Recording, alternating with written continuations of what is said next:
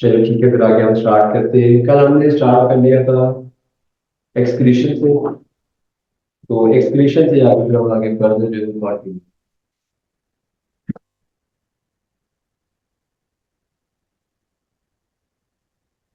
क्योंकि हम देख रहे थे एक्सक्रीटरी सिस्टम।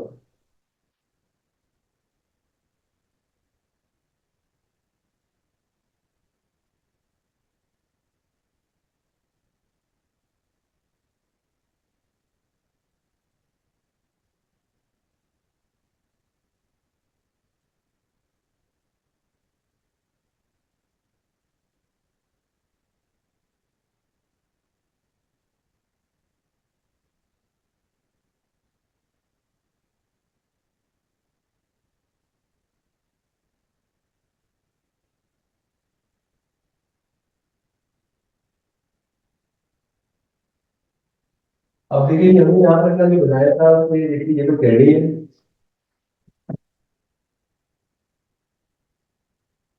ये वाली ट्यूब होती है, इसे यूरेटर कहते हैं। ये यूरिनरी ब्लैडर है। और ये वाला जो पार्ट है इसे हम नाम देते हैं यूरेथ्रा। अच्छा, अब इसमें एक और चीज हमें देखनी है कि किडनी को जो सप्लाई होती है ब्लड वेसल्स की, इसमें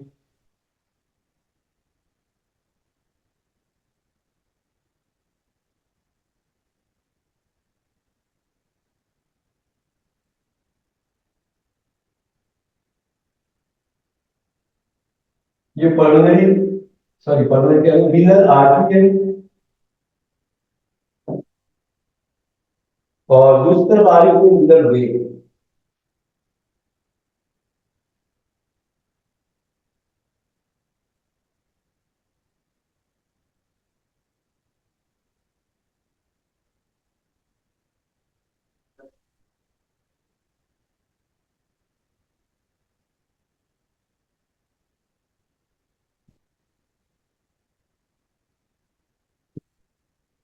अब देखिए एक तरफ रीनल आर्टरी आ रही है और एक तरफ जो है वो रीनल वेन।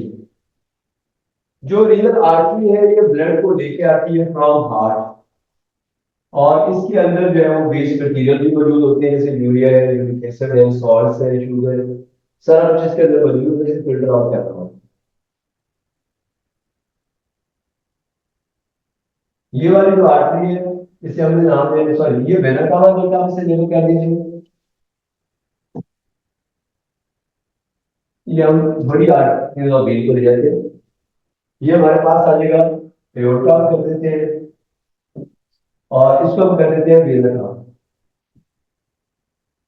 अब इसमें से ये जो एओर्टा में से आर्टरी निकली ये कर देते हैं। और इसका जो ब्लू कलर में है वो इधर वेन है, जो कि ब्लड को वापस लेके जाते हैं। अब देखिए कि यहाँ से ब्लड आता है किडनीज को। किडनी बेसिकली क्या है, फिल्टर है। ये जो वेस्ट मटेरियल होते हैं ब्लड के अंदर उनको फिल्टर आउट, जब हम इस मटेरियल को फिल्टर आउट कर देते हैं तो जो वेस्ट प्रोडक्ट्स होते हैं यूरिन की शक्ल में बाहर आ जाते हैं अंदर।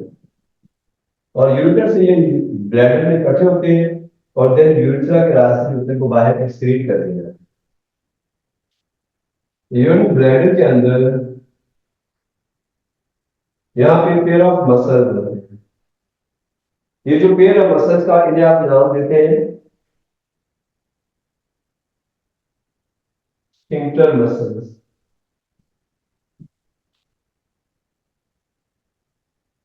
यहाँ पर हमारे पास जो स्फिंक्टर मसल्स है उनका एक पेयर आ रहा है। ये जो स्फिंक्टर पेयर का मसल है इसका फंक्शन क्या होता है कि ये होल्ड बैक करता है यूरिन को, और ये 2 साल की एज में डेवलप होता है। उससे पहले आप देखें अक्सर बच्चों को हम पैम्पर वगैरह पहनाते हैं उसी वजह से कि वो होल्ड नहीं कर सकते, जैसे यूरिन यहाँ पर आएगा नहीं होता, तो वो उनको कंट्रोल नहीं होता अपने यूरिन पे, क्योंकि उनके अंदर ये मसल्स नहीं है।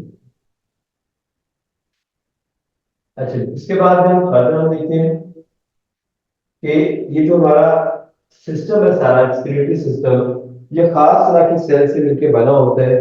उन सेल को हम नाम देते हैं नेफ्रॉन्स। एक किडनी तकरीबन 1,20,000 नेफ्रॉन, 10,20,000 नेफ्रॉन से मिलकर जो है बना। तो नेफ्रॉन अगर आप देखिए तो इसके दो बड़े हिस्से होते हैं एक नेफ्रॉन। एक हिस्सा है रीनल कार्पस,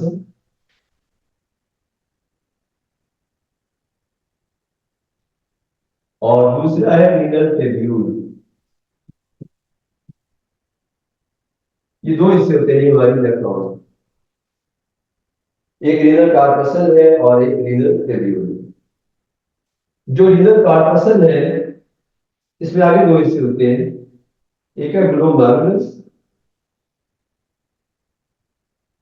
और दूसरा है बोवेंस कैप्सूल।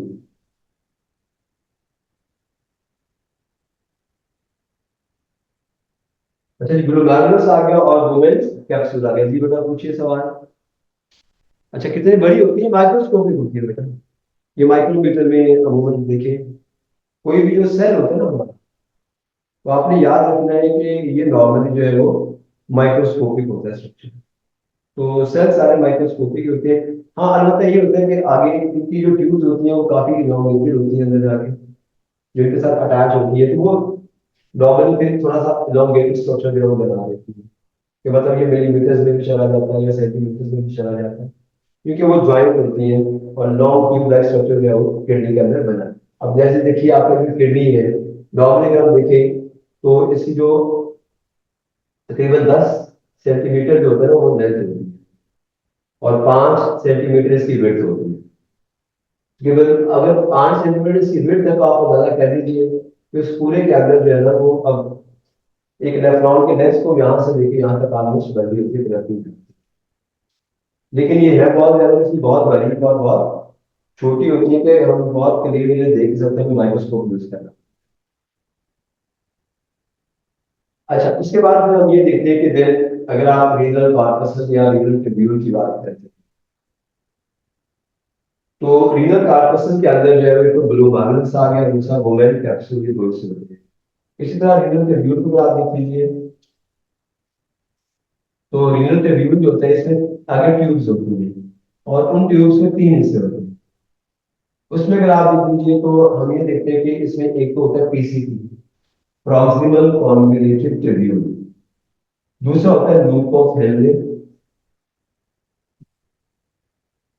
और तीसरा होता है डीसीपी, डिस्टल कॉन्वोल्यूटेड ट्यूब्यूल। तो ये तीन हिस्से मिलकर जो है वो रीनल ट्यूब्यूल बना देते हैं। तो ये पांच हिस्से मिलकर जो है वो एक नेफ्रॉन का स्ट्रक्चर जो है बना है। तो अब अगर हम एक नेफ्रॉन का स्ट्रक्चर बना के देखिए यहाँ पर, एक नेफ्रॉन हमें कुछ इस तरह की नजर आती है, लाइक ये पीछे से आ रही है रीनल आर्टरी, और ये इसमें जो है ये आगे ग्लोमेरुलस, जो कैपिलरीज का पूछा था, ये ग्लोमेरुलस है। रीनल आर्टरी आ रही है यहाँ से। अच्छा, उसके इर्द गिर्द फिर क्या होता है? ये कप शेप स्ट्रक्चर होता है। इस कप शेप स्ट्रक्चर को हम नाम देते हैं बोमेन कैप्सूल।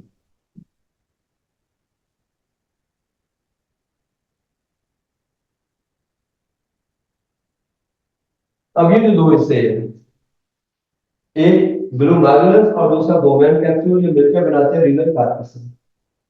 आगे फिर तीन ट्यूब्स वाले हिस्से आ जाते हैं, जिनमें पहले पीसीपी, ये सिर्फ पहला टर्न लेके ये ट्यूब बनती है, दिस इज पीसीपी। फिर उसके बाद एक यू शेप ट्यूब बनती है।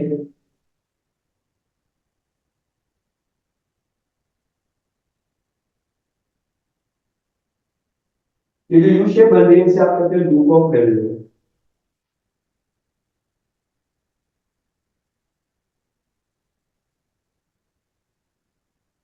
तो यहाँ पे जो यू शेप ट्यूब आ जाएगी ये लूप ऑफ हेनरी होती है। तीसरी आ जाती है डीसीटी, डिस्टल कॉन्वोल्यूटेड ट्यूब।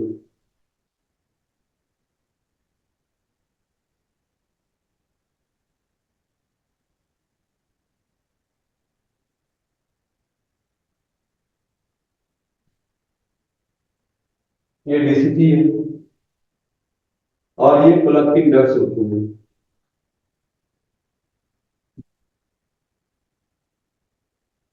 ये एक नेफ्रॉन का स्ट्रक्चर है। अब इसमें होता है कि नेफ्रॉन जो होती है they are surrounded by blood capillaries. Means blood capillaries को चारों तरफ से सराउंड करके रखती है।